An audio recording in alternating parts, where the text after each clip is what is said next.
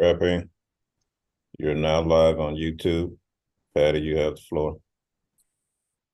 Thank you, Bryant. My name is Patricia Montenegro. I'm with the Public Building Commission of Chicago, Deputy Director of Procurement.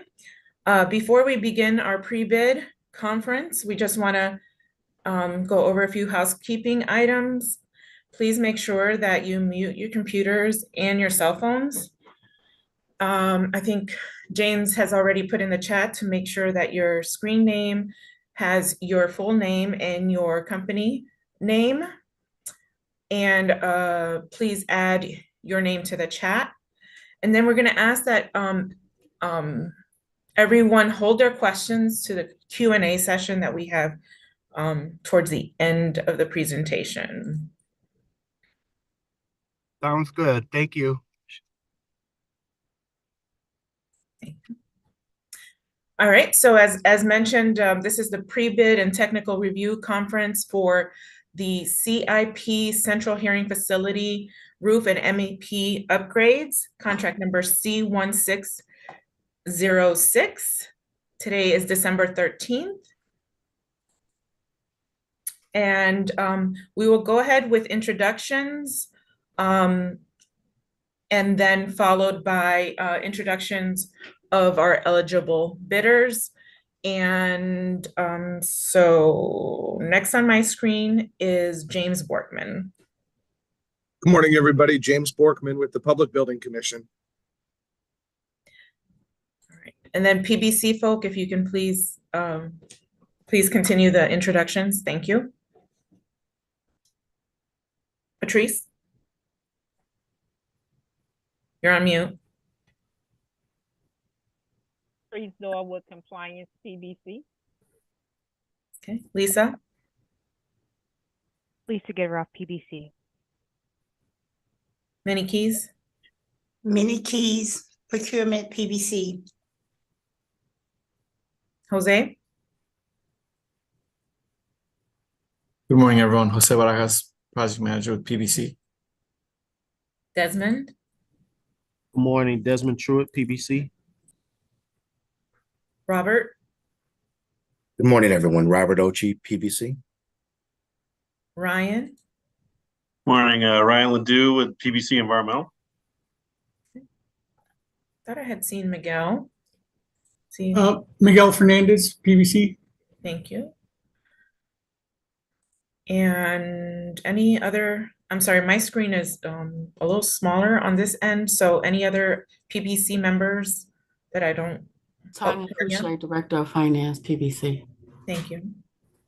I see Kira is on. Yes. Kira.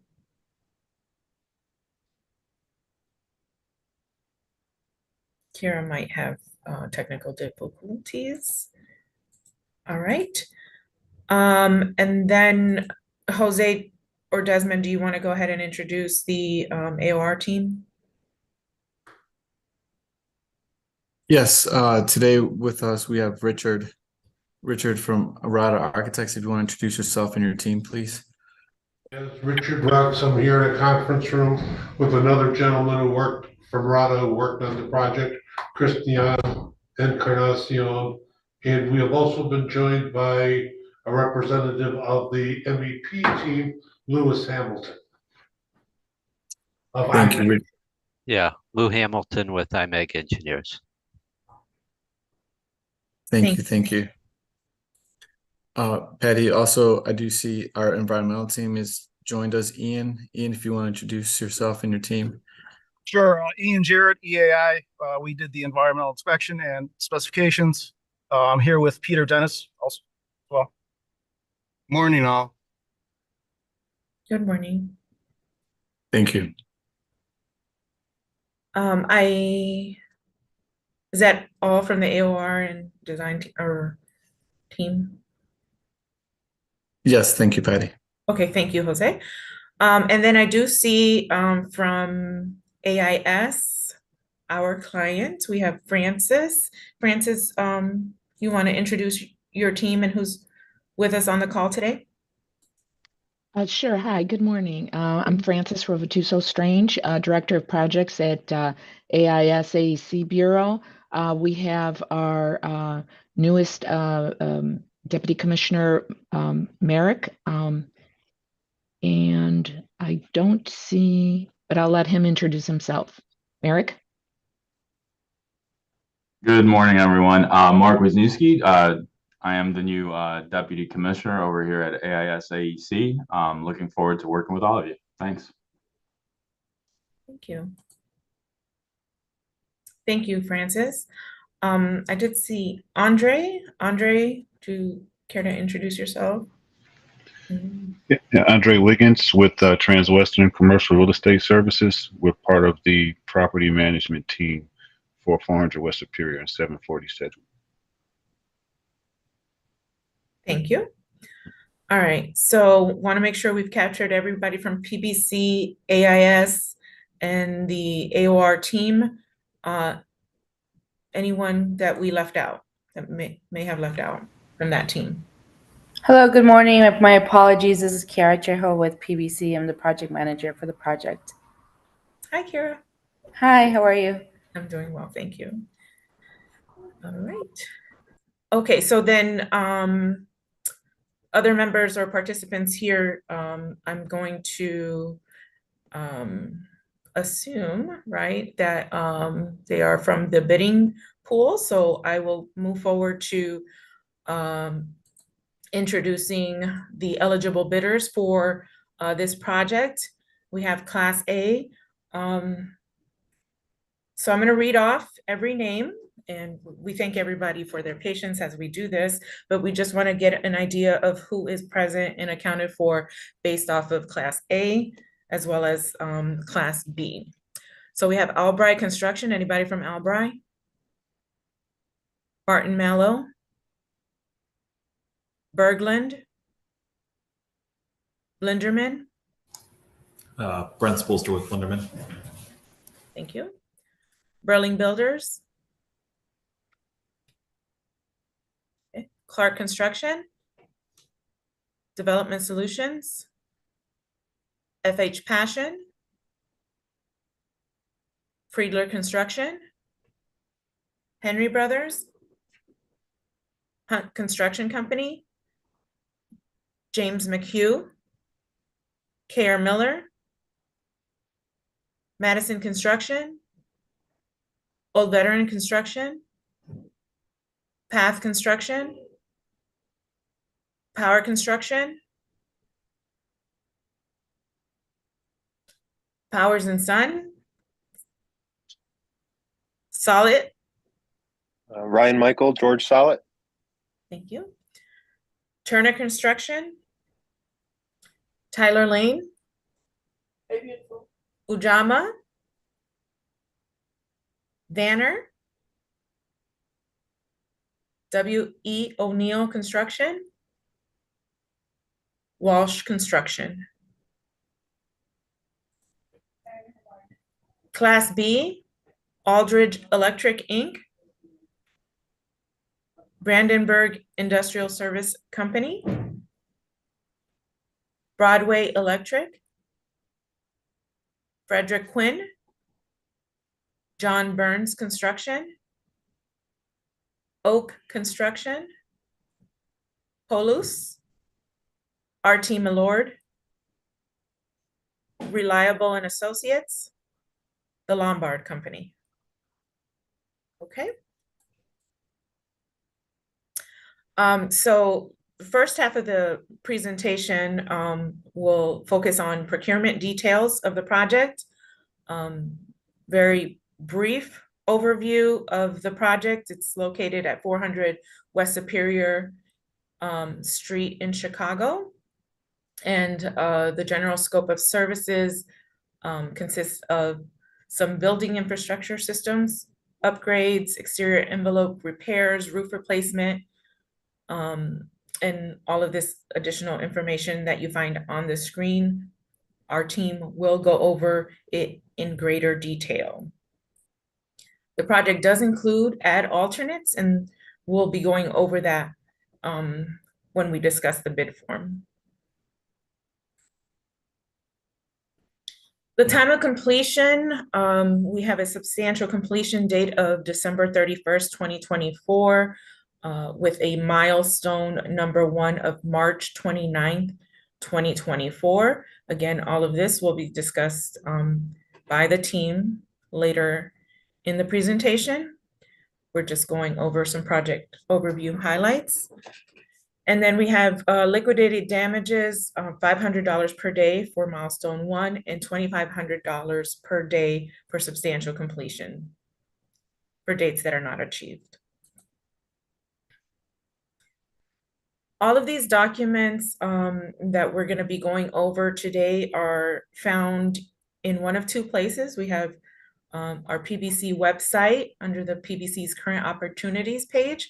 The link is provided here.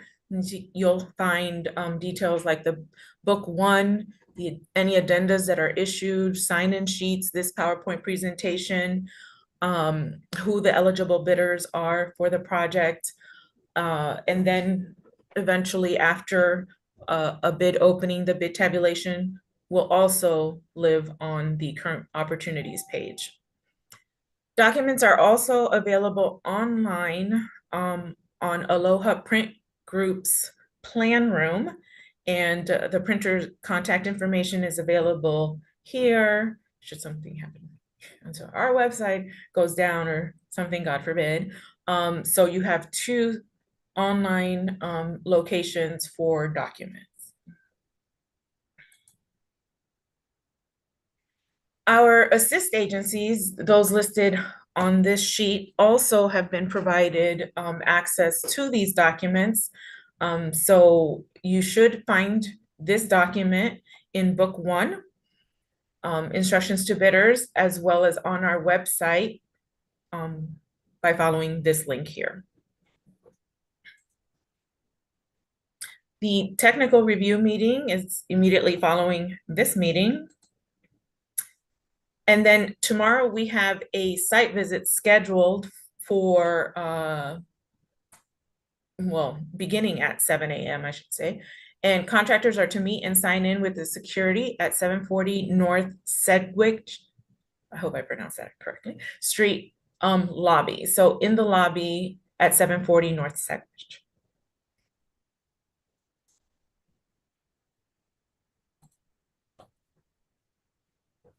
Any requests for information, any questions regarding this solicitation, whether it be regarding any procurement details or architectural details, anything, any questions should be submitted to my attention, and email is provided on screen.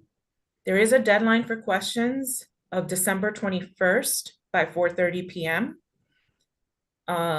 It's subject to change via addenda, so we may extend this deadline. And we currently have an addenda that is pending to be issued following the site visit, and we can go over what those details are later in the presentation. Bids are currently due on January 4th at 11 a.m. Again, subject to change via addenda. That current opportunities page that I referenced earlier is going to be key. That's the page you're going to be trying to visit regularly to make sure that no addendas have been issued, you know, that any project details have not changed. So that's where you want to continue to check for updates. We also issue updates via PBC alerts. So if you have not registered to receive our PBC alerts, we would recommend that you do so, as we issue updates via that manner as well. The bid opening will be streamed live on PBC's YouTube page, and it will be recorded, and then it will also be available on PBC's current opportunities page for this project. So again, the importance of that current opportunities page, it has the majority, not all of the procurement details. Bid submission requirements. So we are accepting electronic submission only. 1 complete copy of the bid document the original signatures in blue ink or digital signature. Include your 5% bid bond and include the bid form and award criteria sheet in the PDF format separately within the email. The documents should be searchable PDF form and not a scanned copy. If you have questions about that, please submit them in email to my attention. But the bids must be sent to email, to the following two emails: bids@pbcchicago.com and patricia.montenegro@cityofchicago.org. If your firm cannot submit an electronic submission for whatever reason, we are asking that you submit your request for hard copy submission to Mr. Borkman, James Borkman, at james.borkman@cityofchicago.org.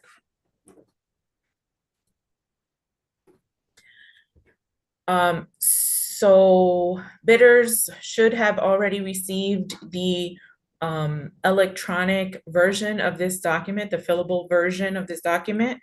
And so before you, we have the 8 different categories or 8 different potential award scenarios, right? So the bidder will put in their base work if they are going to bid the total base work only. Total base plus alternate 1 here and then here. Total base plus alternate here and here. Total base plus alternate 3, so 1 and then line 4 for alternate 3. Total base, it's alternate plus alternate 2, so alternate 1, base and then alternate 1 or 2, so on and so forth. The electronic version obviously has the formula and will populate it and add it up for you. And then we will talk about the total award criteria, which also then you'll need to populate based on what percentages you'll be submitting. The basis of award. So the award will be made to the responsible bidder submitting the lowest award criteria figure, line 8. So again, we go back. It's going to be based on this number, line 8, total award criteria. Firms are required to fill out the entire bid form. So we are asking bidders to complete all award scenarios in order to be responsive. The alternates, the commission's discretion. We expressly reserve the right to accept or decline any alternates offered by the bidders. And the commission will notify the successful bidder in writing whether any alternates will be awarded. The description of those alternates are included in book 1 on page 6 and also in the drawings. The drawings have, obviously the greater details. Following the bid opening on January 4th will be the pre-award meeting. So the apparent low bidder for the project will be invited to attend the pre-award meeting at 10 a.m. Again, subject to change via addenda. And then once, everything has been determined and we decide to recommend the apparent low bidder, a notice of award would be issued, and that would be following our January 2024 PBC Board of Commissioners meeting. The successful general contractor will be required to provide a compliant certificate of insurance and payment and performance bond within 7 days of NOA issuance. You're talking about a drive.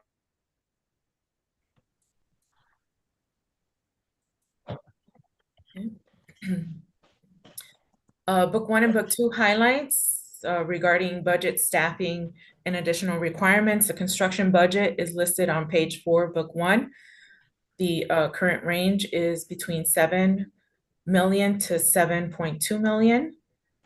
mandatory project staffing, we're requiring project manager and or superintendent. So please read the details on page 6.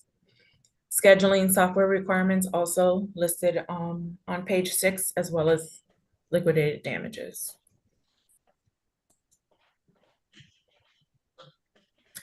We went over the list of pre-qualified general contractors. And again, they're listed in book 1, page 5. They're currently class A and class B. There is joint venture opportunities if a class A wanted to joint venture with a class B, or vice versa, or if there's any company who decides to reach out to class A and class B to do joint venture opportunities.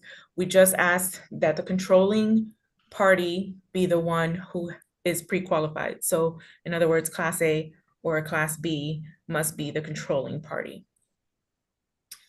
If doing the joint venture, then we're going to ask that the joint venture submit a Schedule B, fill out a Schedule B, as well as provide a joint venture agreement and a certification letter, if available, if MBE or WBE.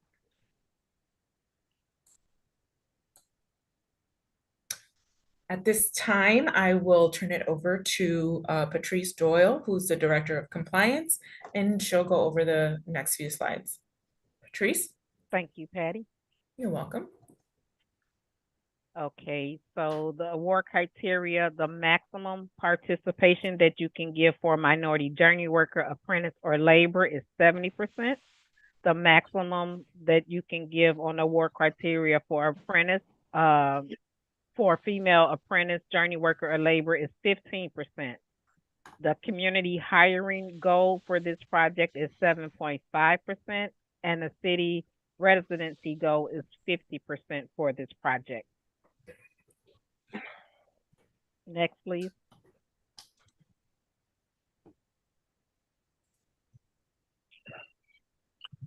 Sorry, hold on. This is the community hiring map where the 7.5% is to come from, and this is total hours worked on a project for the EEO requirements, the journey apprentice, the labor, the community hiring, and the city resident requirements is based on the total hours worked on a project. And this community hiring map reflects the area surrounding the central hearing facility, and this is where the 7.5% of the worker hours must come from on the project. This is the award criteria formula, and it is based on the base bids as well as the alternate. It should be completed in its entirety. If you decide to use the same percentages, which you cannot exceed the 70% for minority, journey apprentice, or labor, or you cannot exceed 15% for female journey, female apprentice, or female labor. If you would like to adjust your award criteria information per base bid, that is acceptable. If you would also like to keep it the same, that is acceptable as well, but make sure you complete the form in its entirety.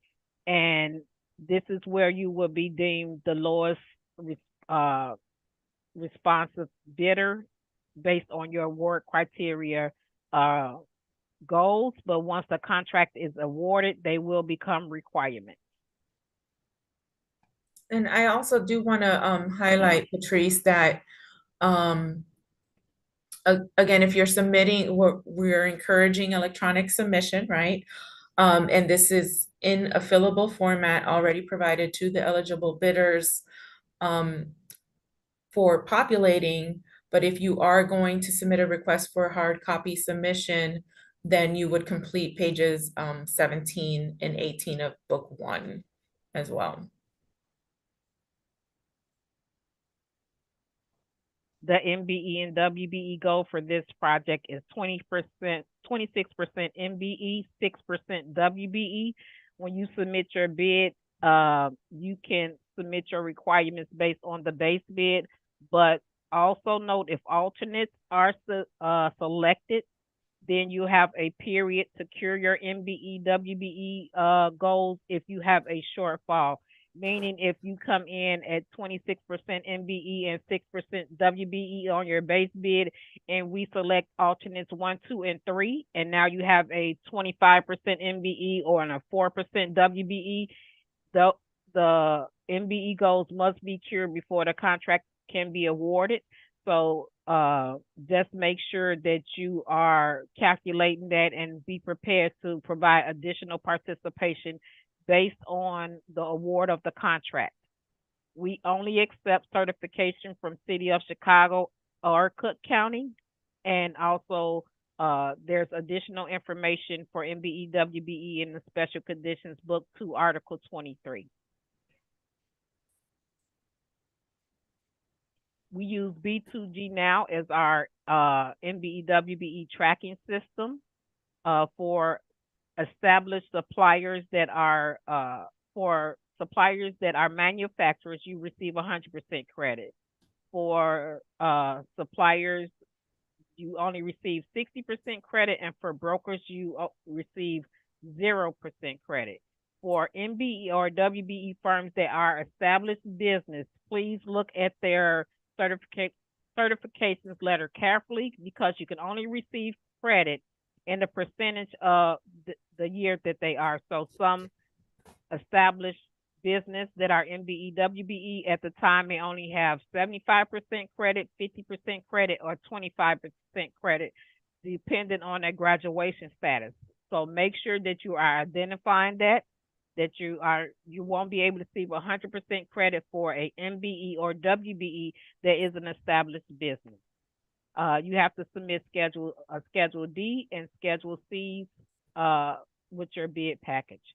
So this is the Schedule D. The Schedule D identifies the credit amount, not the contract amount. They may be the same, but it identifies the credit amount, and this should be completed by the prime contractor or general contractor, and the credit amount will appear on the Schedule D.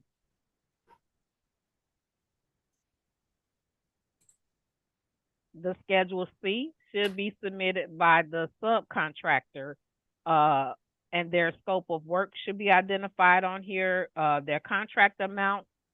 On the second page, there are subcontracting levels that sometimes are not completed. If they are subcontracting work to a and it's not supplies, it's work being performed. If they are subcontracting work being performed to a non-MBE or WBE, they cannot receive credit, but their full contract amount must appear on here. If they are subcontracting to an MBE or WBE, they can receive credit. So for instance, if their contract amount is $100,000 and they're subletting 10% to a non-MBE, WBE, $100,000 should appear on the Schedule C, and $90,000 should appear on the Schedule D. Additional information will be required once the contract is awarded, but this is what the subcontractor should complete. And again, this is where the established business and a supplier. So if a supplier contract value is $100,000 and they should only receive 60% credit on the Schedule D, if an established business that's an MBE or WBE is at the 50% lifespan of their certification, then they should only receive $50,000. So just make sure when you're looking at their information that it is correct. The contract value on the Schedule D, the credit amount on the the contract value on the Schedule C, the credit amount on the Schedule D. Make sure whatever they're certified in, that's the work that they're performing. If they're certified in plumbing and they have identified as electrical work, they cannot receive credit. So make sure whatever they're certified in, that is the amount of credit that they can receive in that category, and make sure that they are current certified. Next, please. Back to you. Thank you, Patrice. So again, any questions regarding this procurement, And any information that is discussed in this presentation should be submitted to my attention at patricia.montenegro@cityofchicago.org. All right. Do we have, are we ready to share the screen? Tech? Believe so.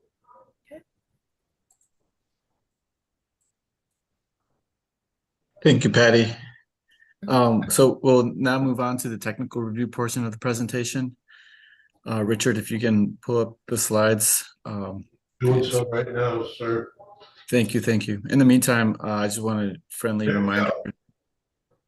Thank you, Richard. Can you see this?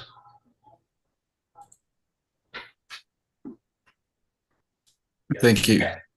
Just before we jump on the technical review, just a friendly reminder, we have scheduled the non-mandatory site walkthrough for tomorrow, the 14th at 7 in the morning, where we will discuss the scope and walk the areas of work, as well as discuss the phasing and logistics.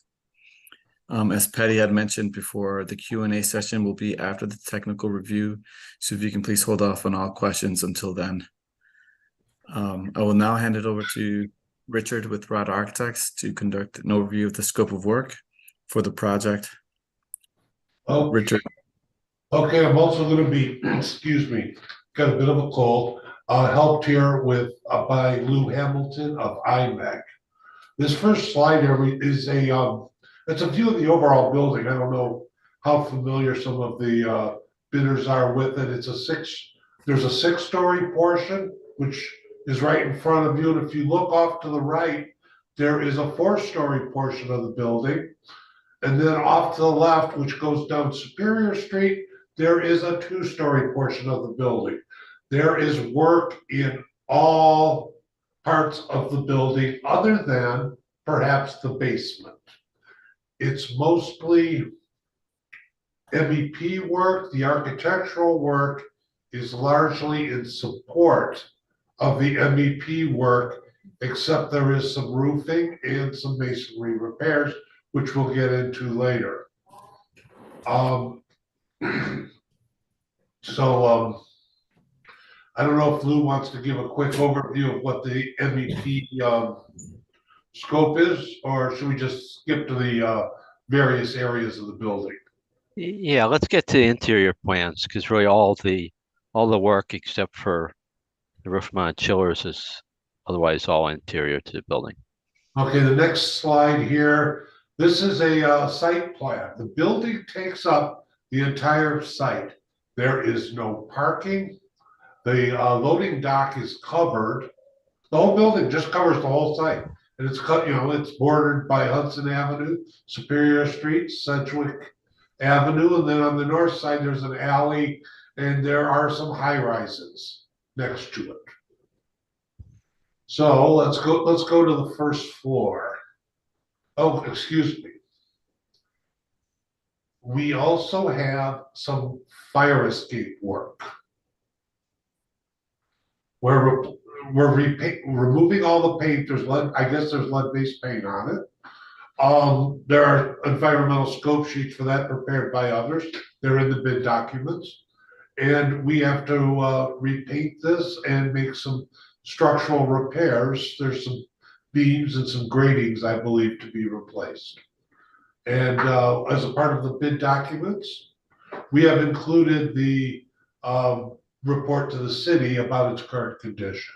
It's one of the, it's in Project Manual Volume 3. You'll find it in there. So next page. Richard, sorry, just before we jump on, I know we do have the environmental team. Ian is on the call. Ian, if you could just briefly go over some of the environmental scope for the exit fire escape. Yeah, sure. So we have specified abrasive blasting for that stairwell that is on the east side of the building. That's pretty much it for the stairwell. Got it. And all the information is included in the spec books as well. Yes. And we're expecting that it'll be fully wrapped during the blasting to contain all the dust. Yeah, and this is Ryan Ledoux. I also want to just add that obviously, the City of Chicago requirements for sandblasting on exterior buildings will also have to be followed as well. Which is in I believe it's 11-420-2190. So any bidders that are bidding the lead abatement will have to follow that spec as well. Thank you, Ryan.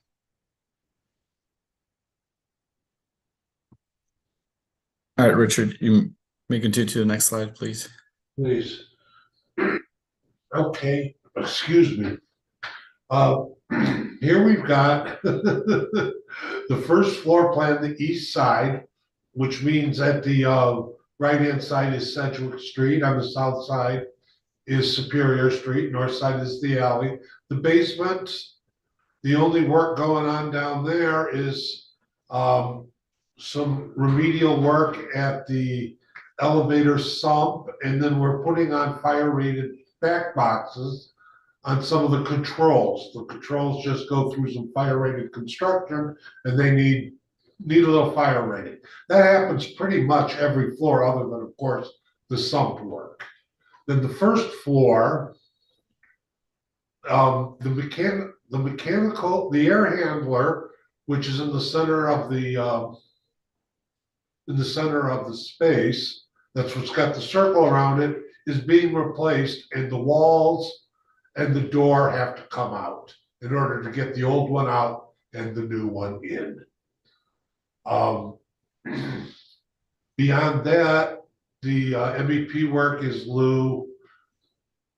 confined to what here? Yeah, so the for that 6-story portion of the building, the air handling units on every floor are getting replaced. You'll see from the drawings, each floor has its own air handler that's being completely replaced. And then the extent of ductwork replacement varies by floor, but is pretty substantial. Replacement of ductwork, new VAV boxes, new diffusers in many areas, and obviously piping associated with the air handling units. The 4-story building, which is the area just to the upper part of that plan, the existing HVAC unit, which is a rooftop unit, is remaining. Most of the ductwork and VAV boxes are remaining, just selective changes that are shown on the drawings. And then for all areas of the building, all the controls are being replaced. The new BAS, new controls for all new and existing equipment. So 100% control replacement throughout the building. Okay, let's go to our next slide here. Okay, this is the west side of the building. This is basically the 2-story part. And this is basically hearing rooms, and there are MEP upgrades through here. They're not in every room, but they are in many of them.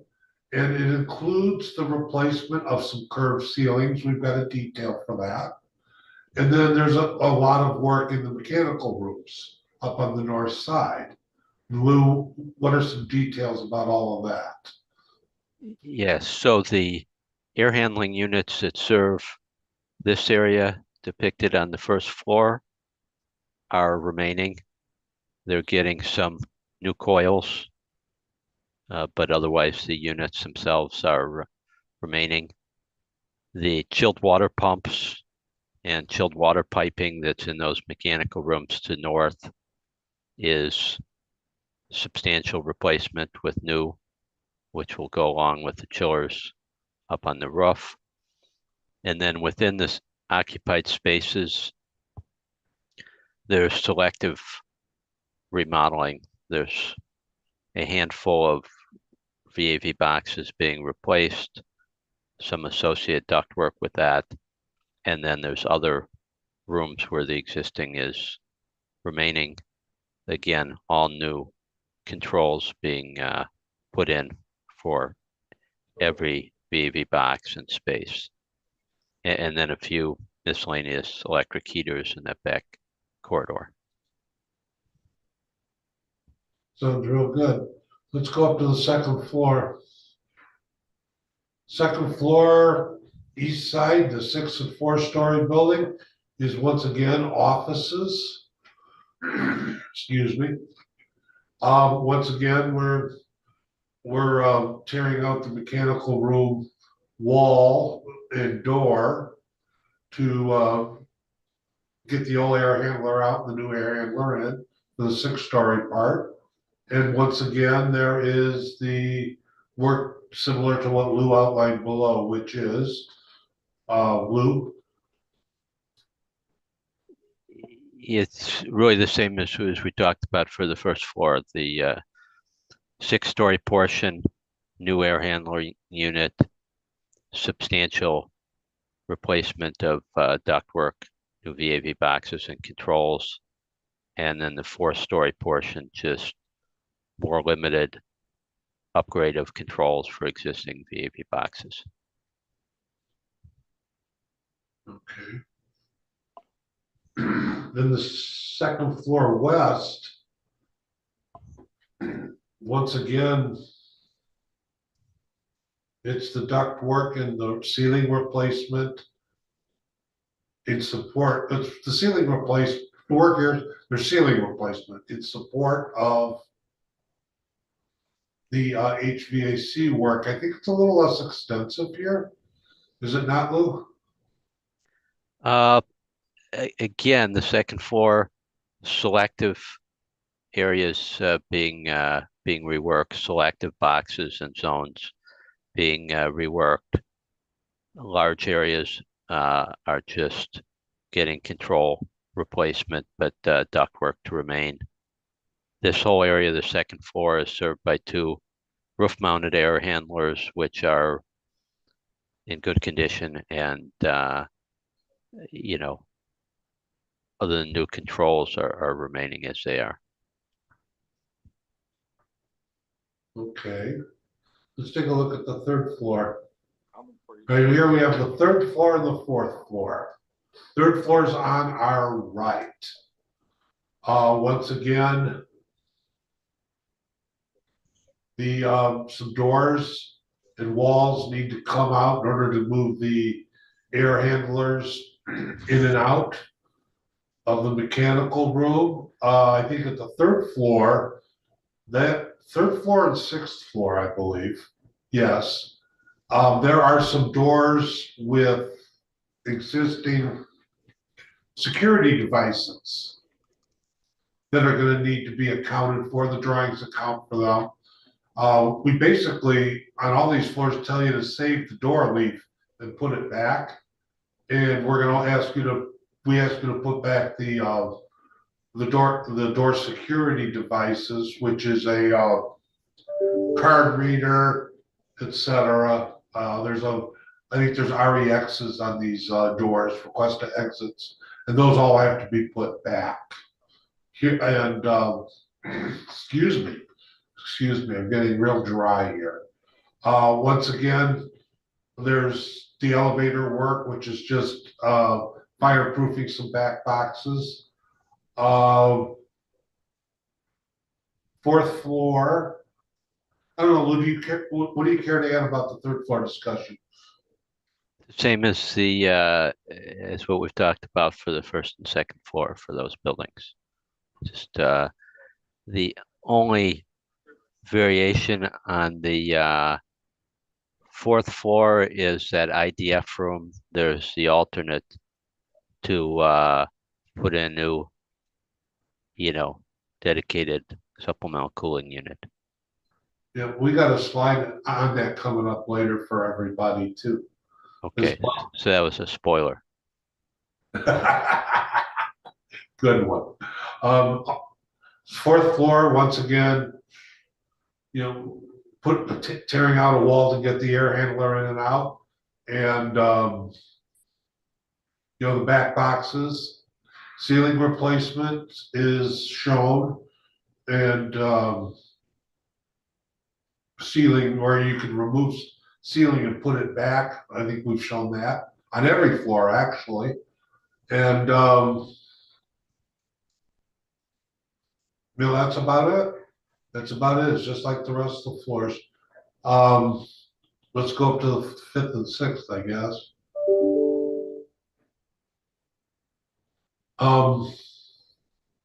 Okay, fifth floor.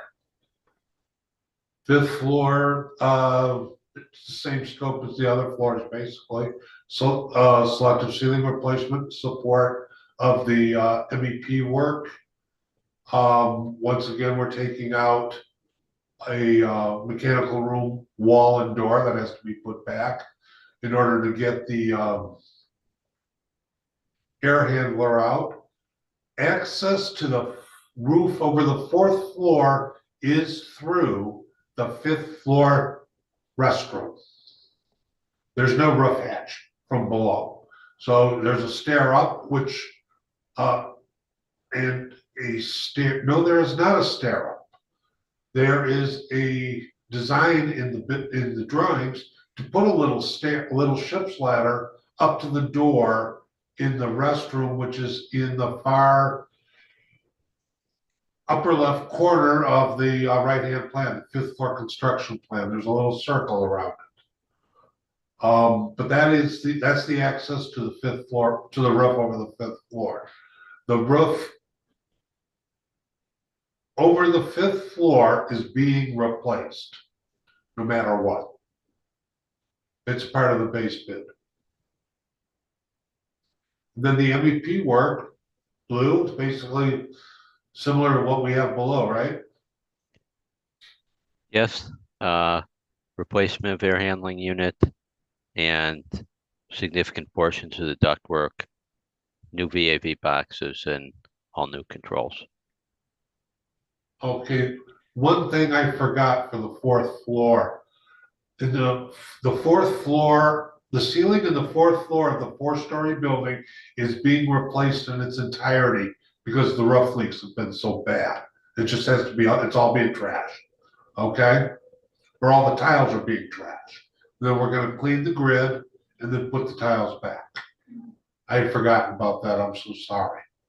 I had that on my notes too. And finally, the sixth floor. Sixth floor, this, once again, I think there's a door that we're replacing to get the air handler in and out. It's got a card reader and a request to exit that have to be addressed. Basically taken out and put back. Access to the roof over the sixth floor is only through the stair in the lower left. There's no roof hatches and the like. There's also, what we'll see later, there's a skylight in the center of this space. And the MEP work, Lou, is similar to what was happening before? Yes. Okay, replace the air handler, controls, VAV boxes. Okay, let's go to the next slide. Let's see what we got here. This is, okay, the west roof. The west roof is to remain. There's a few pieces of mechanical equipment. Lou could talk about those. There's some chillers, one of which is remaining, two are to be replaced. And we are providing new walkways and a ladder around those three chillers. Lou, how about some detail on those chillers? They're existing air-cooled chillers that are being removed. New piping connections, obviously, and you know, power reconnected. Third chiller to the left is remaining. We did call for it to be, checked out and make sure the contractor is satisfied that it's in good enough condition to run primarily as a backup when the job is done. There is like a condensing unit over toward the east side of that roof that's getting replaced that serves the lobby and revenue area, but otherwise all those other things ghosted in on the background are just staying as is. Just I think there's 1 or 2 fans that are being replaced, again, all shown on mechanical drawings. And so the extent of the roofing work here is just patching into the existing roof. We're not doing anything with the roof here. Nor are we doing any masonry repairs. Okay, the next slide here. What do we got here? Okay, this is the base bid, the east roof plan over the 4th and 6th floors.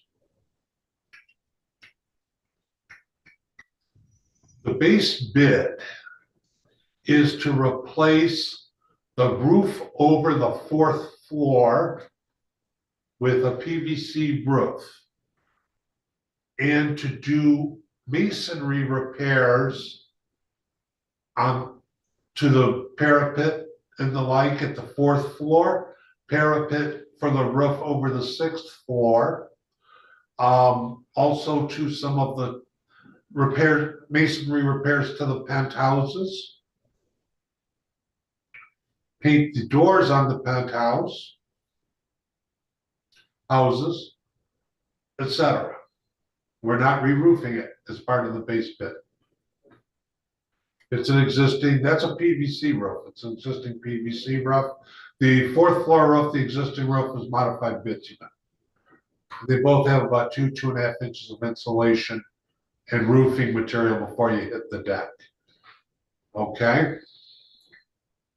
Now, MEP wise, what's going on up here on the roof, Lou, for the base bid and the like?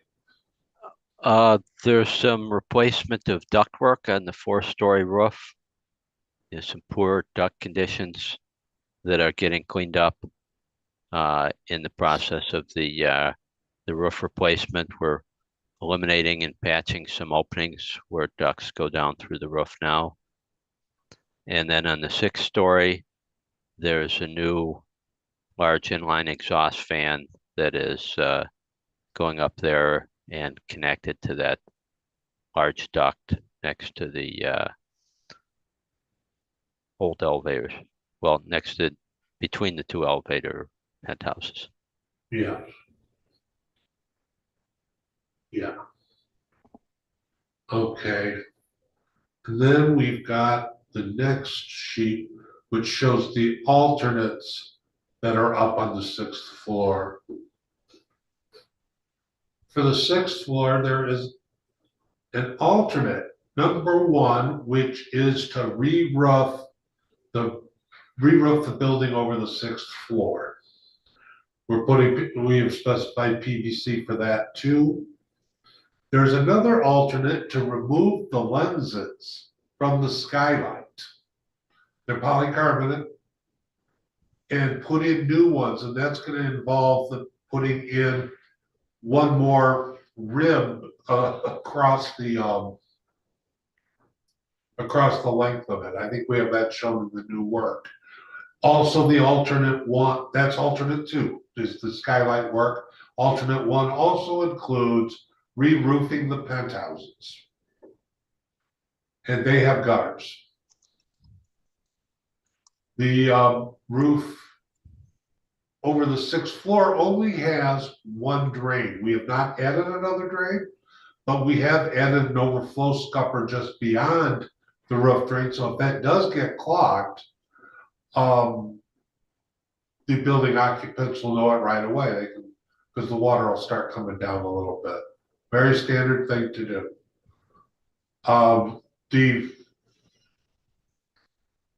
That's basically about it for those 2 alternates. And we have alternate 3, which maybe Lou could explain a little better. Yes,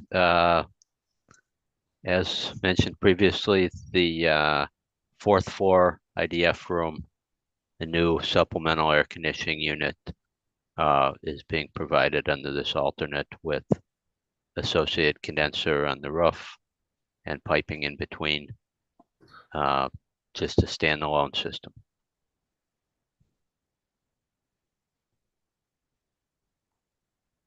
Okay, I think that does it for our technical review of the scope. There's a lot of scope, but it's confined to just some categories. There's little roofing, some walls and doors, a lot of ceilings, and of course the duct work, the MEP work, etc. With the controls work.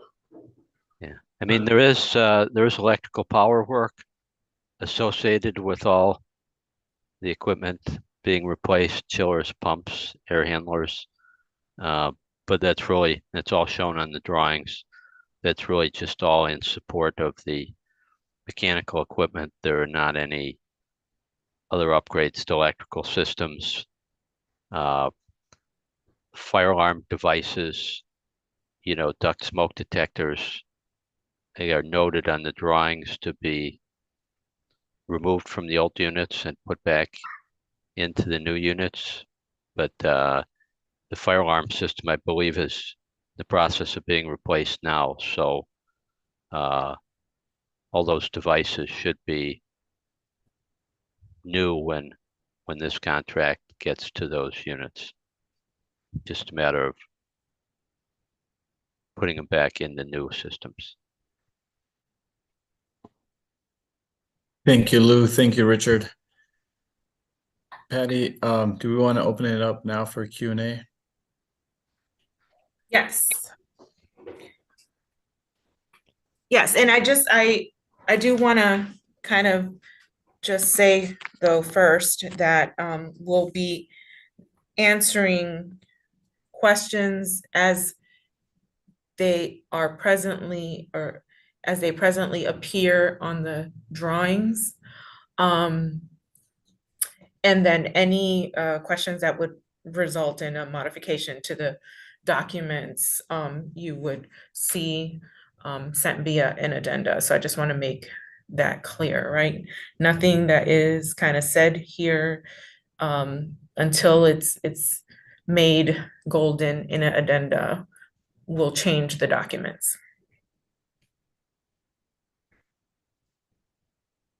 Jose? Thank you. Mm-hmm. Do we have any questions from the contractors?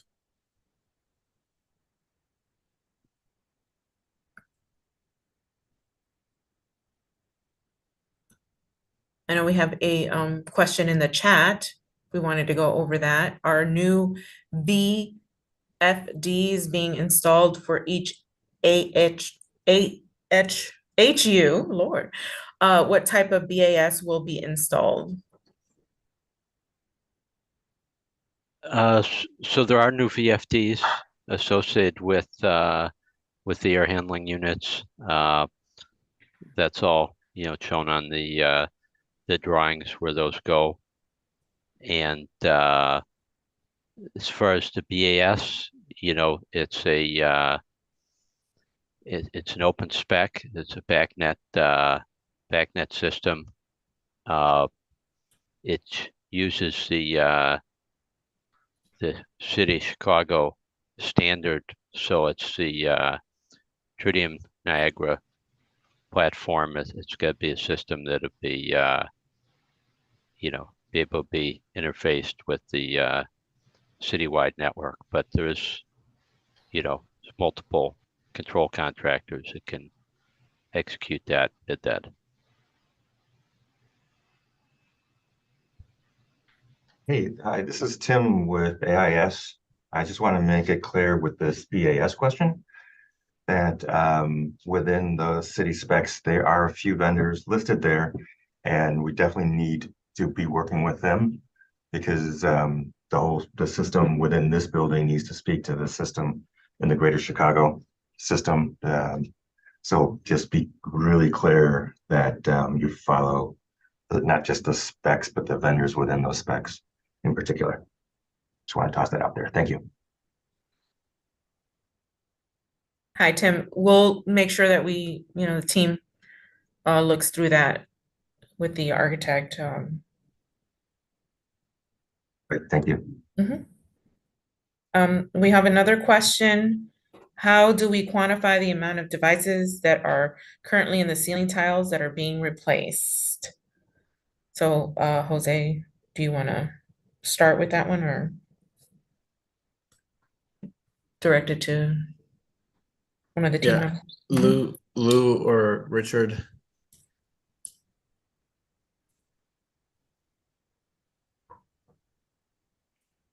The devices are mostly shown on the drawings. Are they not, Lou? Well, I mean, the lights, the ceiling plans show the lights that are present there that would be taken down and put back up as needed. We think we've got the lights. I think we've got the smokes.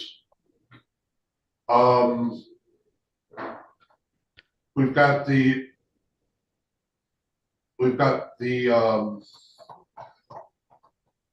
fire control devices, the sprinkler heads, excuse me. Yeah. I think we pretty much covered it. I'll double check it. Yeah, I mean, the sprinkler heads are not, other than that one area, the fourth floor, where there's a fire protection drawing that calls to lower the heads, but otherwise the sprinkler heads are not changing. Just the tiles are notched around them now, and it would just go back in the same way. Yeah. And I think we tried to show those so they know that guess what, you're going to be trimming some tile. Right, yeah, and we'll review and confirm and formally respond through the RFIs. Okay.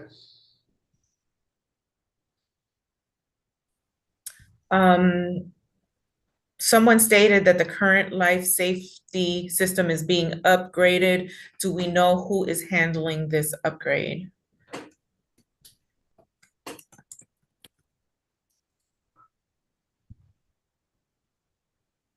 This is Tim with the city again with the AIS. We are handling the project where we're replacing the card readers, panic buttons, cameras. So let's see, well, there will be someone you can talk to as far as who the actual contractor will be. I'm not actually familiar with who the contractor will be. But through PBC, you will have a contact to find out who you'll be needing to work with if you need to. Hey, this is Andre with Transwestern. So we're handling that project with AIS. We haven't selected a contractor yet, but when I heard fire life safety, I thought that they were referring to the fire panel and those types of connected devices.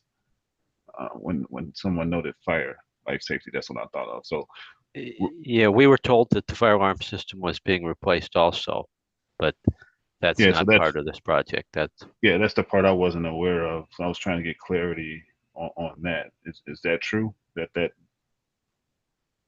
going to be included in one of these projects as well? If we don't have the answer to that at the moment, I just want to reiterate, we're taking questions. We're going to provide answers here, but we're also going to log them in and address via addenda. So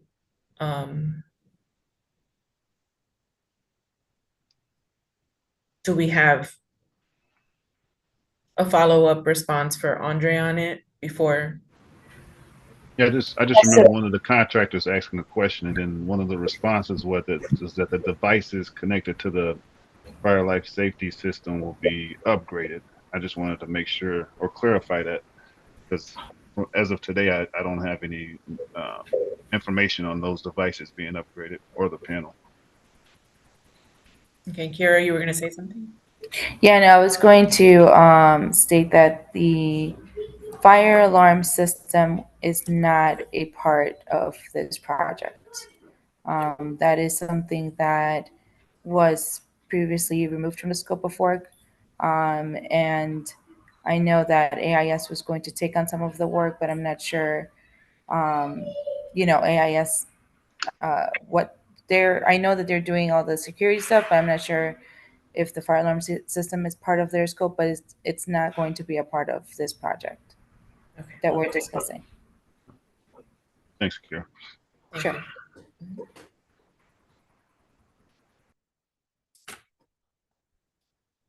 Thank you, Kira. Any additional questions?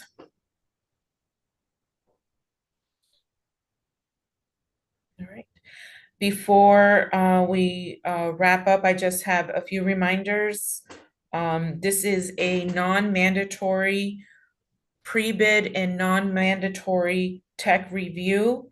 Eligible bidders are our existing Class A and Class B contractors.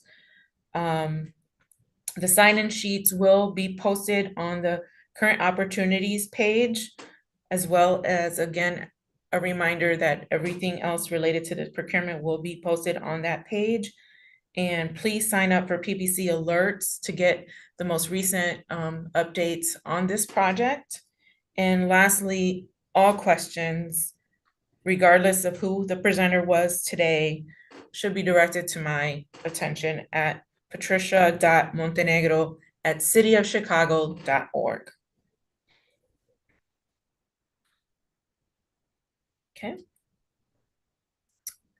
If no further questions, this concludes the pre-bid and tech review for the Central Hearing Facility Roof and MEE Upgrades Project. Thank you, everyone, for your attendance today. Have a good day now. Thank you, Patty. Thank you, Patricia. Thank you. Thank you. That was, let's see.